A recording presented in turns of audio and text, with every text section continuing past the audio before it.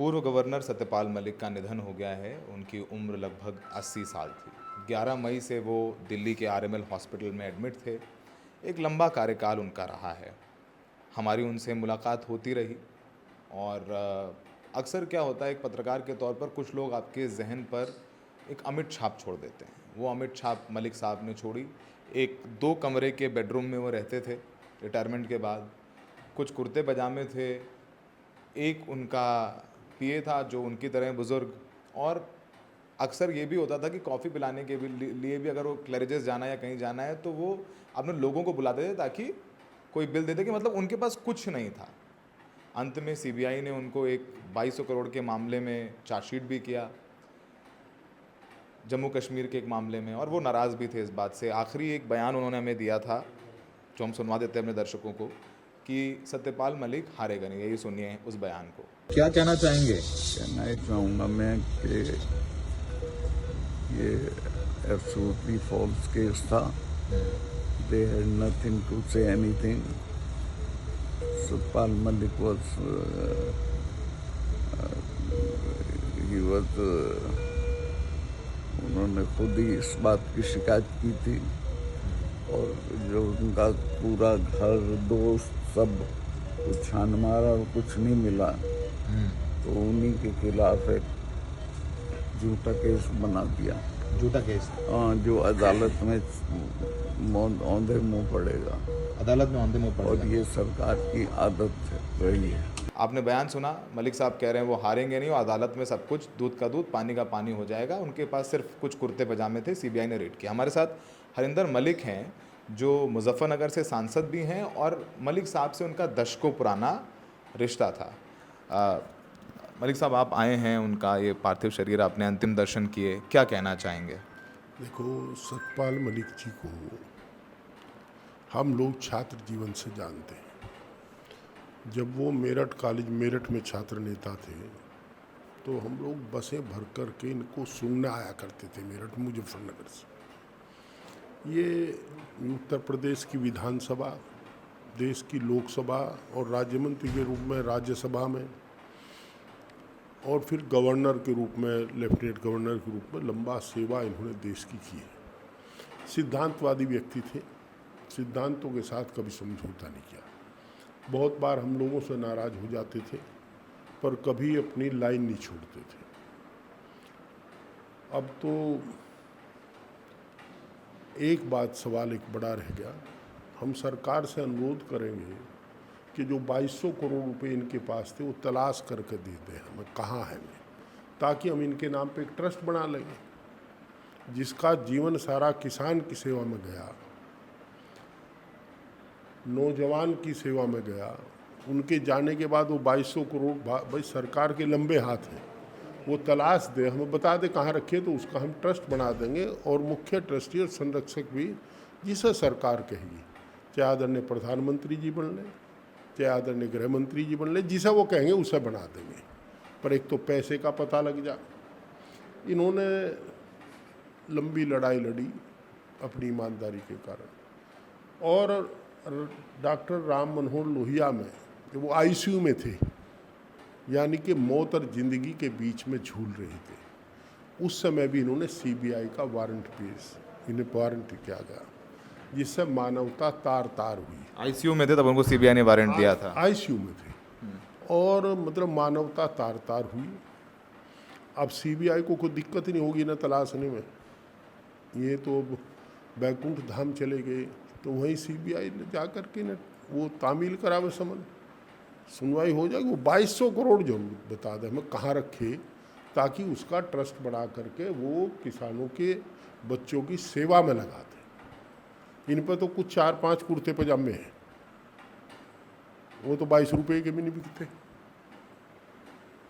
इनके घर पे रेड हुई, जो पैतृक घर था, वहाँ इन्हें टूटा संदूक मिला, उसमें कुछ किताब मिली, कुछ कपड़े मिले, और उसके बाद भी शर्माए नहीं, फिर उन्होंने समन भेज दिया, चार्जशीट कर दिया।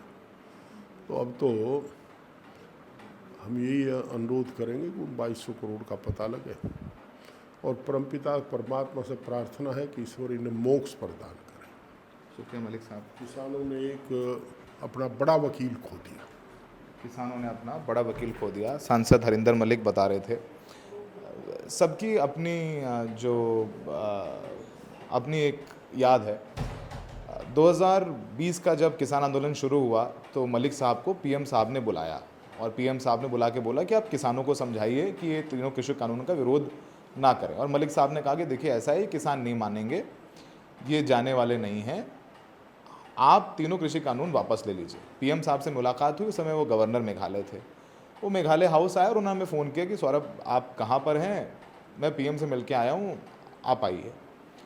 हमने मलिक साहब से पूछा एक पत्रकार के तौर पर, भाई क्या हुआ? तो मलिक साहब ने बताया कि ऐसी बात है, मैंने पीएम को बोल दिया कि आपको तीनों कृषि कानून रद्द करने चाहिए। तो मैंने उनसे बोला कि आप किसानों के हितैषी हैं, बहुत लोग कैमरे के सामने नहीं बोलते, अब कैमरे के पीछे बोल रहे हैं। हम उस वक्त एनडीटीवी में थे अपने संस्थान में पुराने। तो मलिक साहब ने बोला कि मैं डरता नहीं हूँ, मैं किसान का बेटा हूँ, मैं ये बात जो आपसे बोल रहा हूँ, जो मैं पीएम को बोल के आया हूँ, मैं आपके कैमरे पे भी बोल दूंगा। और फिर वो मलिक साहब ने पहला वो इंटरव्यू दिया, वो हमें दिया था और कहा था कि किस तरीके से ये तीनों कृषि कानून सरकार को रद्द करने चाहिए और मैं सरकार में बैठा हूँ, मैं सरकार का हितैषी हूँ और किसानों का विरोधी सरकार को नहीं दिखना चाहिए और ये रद्द करने पड़ेंगे। और यही हुआ कि एक साल बाद, उनके उस बयान के एक साल बाद सरकार को तीनों कृषि कानून रद्द करने पड़े, पीएम मोदी को माफ़ी मांगनी पड़ी। लेकिन अगर पहले कर लेते तो क्या था? तो मलिक साहब को जिस मामले में सीबीआई ने चार्जशीट किया, एक हाइड्रो पावर प्रोजेक्ट है, उसमें शिकायत भी मलिक साहब ने ही की थी। मलिक साहब की शिकायत पर कि उनको करोड़ों ऑफर हुए हैं पर उन्होंने फाइल पे साइन नहीं किए, उनकी ही शिकायत पर उनको ही चार्जशीट कर दिया, उनको ही आरोपी बना दिया गया। और कुछ चीज़ें ऐसी होती हैं जो आप नहीं भूलते हैं। मलिक साहब 11 मई से एडमिट थे और आज उनका निधन हुआ है 5 अगस्त को।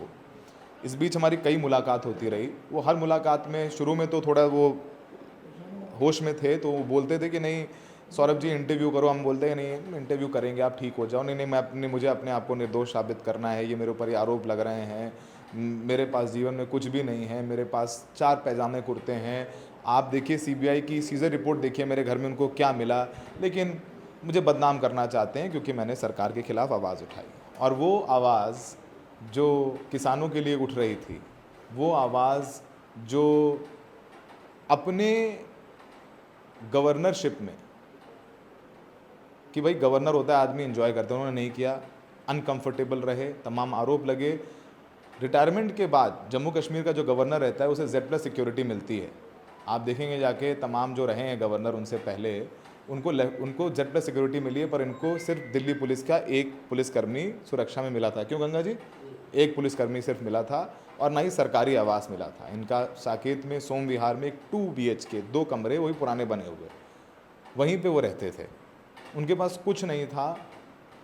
उनके कुछ मित्र हैं, जमशेद जैदी हो गए, हरिंदर मलिक साहब हो गए, केसी त्यागी हो गए, पुराने समाजवादी आंदोलन से निकले लोग, उनसे ही उनकी बातचीत थी, उनसे उनकी मुलाकात थी, उनसे ही कभी वो मिल लिया करते थे। कुछ किसानों के कार्यक्रम हुए तो चले गए, कुछ लेना देना नहीं। अगर आप उनके घर पे तलाश ले लें, उनकी बहन भी हैं यहाँ पे, आप उनकी बहन हैं, उनके पास कितना रुपया था? अब देख ही रहे हैं कि प्राइवेट हॉस्पिटल में जाने की बजाय सरकारी हॉस्पिटल में उनका इलाज हो रहा है। अभी करीब बताती हूँ मैं आपको, 10-15 दिन पहले की बात है। जो यहाँ काम करते हैं उन्होंने कहा दीदी आज तो मतलब खाने के लिए, मतलब हम लोगों के खाने के पैसे का इंतजाम नहीं है। तो मैंने जो भी थोड़ा बहुत मेरे अकाउंट में था पैसा 5-7 हज़ार वो करके यहाँ भेजा कि चलो इसमें तब तक अपना इनका कर लो। तो इतना पैसा था उनके पास। बिल्कुल नहीं था, मतलब वही तो मैं आपको बता रही हूँ। बिल्कुल, हम जानते हैं आपको। उनके जीवन के बारे में कुछ कहना चाहें? कभी कोई किसी को मतलब कि उन्होंने, कि कहते हैं कि लोग अपने लिए ज़मीन बनाते हैं, अपने बच्चों के लिए घर, परिवार के लिए, उन्होंने कभी ऐसा किया ही नहीं है। बल्कि उनके पास, उनके आसपास जो भी लोग होते, जो भी उन पर कभी थोड़ा बहुत अपना भी होता था, अगर वो किसी को ज़रूरत है तो अपने आप कष्ट में रह लेते थे, उसको उतार के दे देते थे। ये मैंने देखा है। और मैं तो बहुत छोटी से, मतलब मैं छोटी थी पहले, तो मेरे को बात तक भी, अभी तक मेरे को लड़ाई ही रहती थी कि आप मेरे को अभी भी छोटी मानते हैं, मैं बड़ी हो गई। मतलब बहुत छोटे से ही मुझको ये सब है। तो मैं तो ये कहना चाहती हूँ, मेरी ज़िंदगी में तो उनका बहुत बड़ा असर है। और एक तरह से कहना चाहिए कि मेरा जो पर्सनैलिटी, मेरा पढ़ने का शौक़, चीज़ों को समझने का शौक़, चीज़ों को देखने का अंदाज़, बहुत कुछ मेरे भाई साहब से आया है। मेरे बड़े भाई थे, बल्कि आज मुझे दुख ये है, राखी आ रही थी, मैं सोच रही थी मैं राखी बांधूंगी हॉस्पिटल में ही जाके, राखी भी नहीं बंधवाई। सॉरी, इसकी कोई बात नहीं। राखी एक बहन के लिए कितना मुश्किल है कि 9 तारीख को रक्षाबंधन है और कल शाम 4 बजे 6 अगस्त को लोधी क्रेमेटोरियम में उनका अंतिम संस्कार किया जाएगा। और तमाम लोग आ रहे हैं, उनके साथ में इन्होंने बहुत सेवा करी। अंत तक कितने दिन रहे आप यहाँ पे? हम 3 महीने। आखिरी सांस आपके सामने ली। बिल्कुल। क्या नाम है आपका? मेरा नाम है प्रधान चौधरी, मैं बिलोंग करता हूँ शाहपुरा जयपुर से। आपने सेवा करी इन कितने महीने? 3 महीने हमने। क्या बोलते थे लगातार वो? लगातार ये बोलते थे कि राणा सांगा के 80 गाँव थे, मेरे अभी 2 ही हैं, मैं बहुत ठीक हो जाऊँगा, जल्दी चलेंगे बाहर, बहुत कुछ बोलते थे। अभी तो कुछ करना है किसानों के लिए भी बोलते थे कि भाई किसानों के लिए बहुत गलत हुआ उनके साथ। मैंने आवाज़ उठाई, फिर भी ये बोलते थे कि अभी भी मैं सबके लिए करूँगा आगे से जाके। कुछ ये था कि इनकी ठान रखी थी कि मैं ठीक हो जाऊँगा, मगर पता नहीं एकदम से ही हो गया इनके लिए।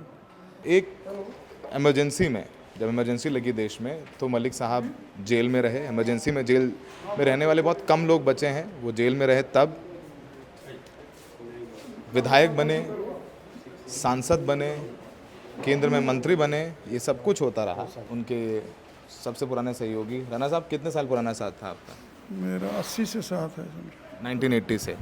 तो पॉलिटिकल जर्नी के बारे में बताइए उनकी। पॉलिटिकल जर्नी तो देखो, 80 में वो राज्यसभा एमपी रहे, 85 में फिर राज्यसभा एमपी रहे, 86 में कांग्रेस से, पहले लोकदल से, उसके बाद उससे पहले एमएलए भी रह चुके हैं 76 से, और उसके बाद पार्टियों के पदाधिकारी रहे, बीजेपी में भी रहे, समाजवादी में भी रहे, और कांग्रेस में भी जनरल सेक्रेटरी रहे हैं, और उसके बाद गवर्नर रहे। लोकसभा सांसद अलीगढ़ से रहे। अलीगढ़ से लोकसभा के सदस्य अलीगढ़ से रहे हैं 89 से। मिनिस्टर भी रहे हैं वीपी सिंह की सरकार में। मिनिस्टर भी रहे। हाँ जी। तो मिनिस्टर भी रहे, सांसद भी रहे, विधायक भी रहे, गवर्नर भी रहे।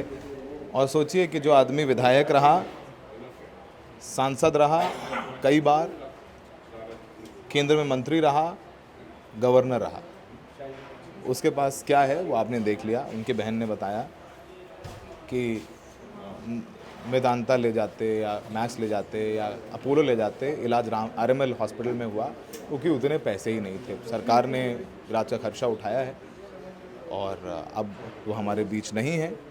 उनके तमाम वाक़े हैं जो हम आपसे बता सकते हैं। और अक्सर पत्रकार के तौर पर, जैसे हमने कहा कि कुछ लोग आपके ऊपर अपनी अमिट छाप छोड़ देते हैं, तो शायद मेरे व्यक्तिगत जीवन में सत्यपाल मलिक की एक अमिट छाप रहेगी।